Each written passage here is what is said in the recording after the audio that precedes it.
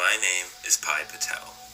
I was born and raised in India and lived a simple yet leisurely life.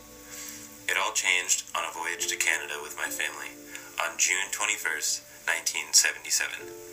The ship bearing my family and I, along with all of our zoo animals, begins to sink.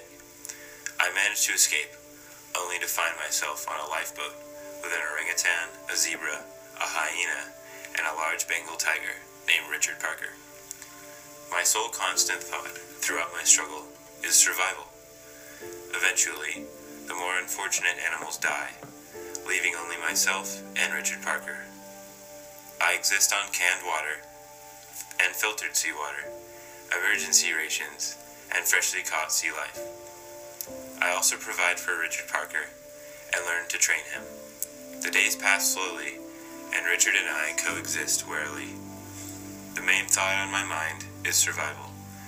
Richard Parker and I became a unit, rejecting both of our personal identities to become a single being trying to survive.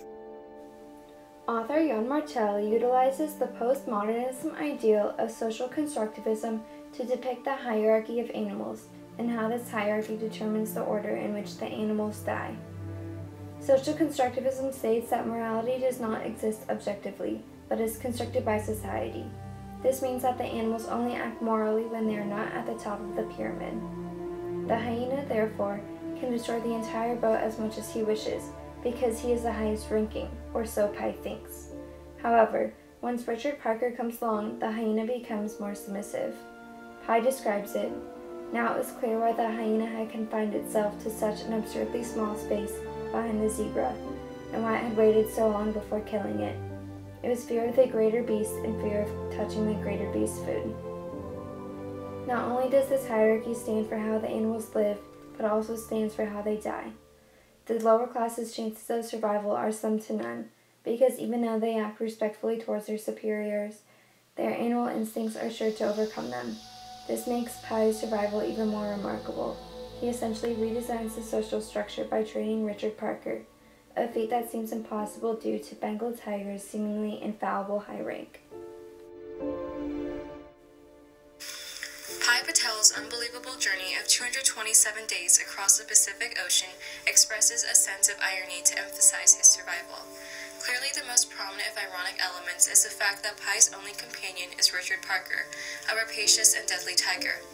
With such a predatory animal on board with Pai, surely his fate was sealed once he readily helped him on a lifeboat. However, Pai becomes graciously thankful for Richard Parker. He expresses his affection. "Truly I do. I love you, Richard Parker. If I didn't have you now, I don't know what I would do. I don't think I would make it. No, I wouldn't. I would die of hopelessness."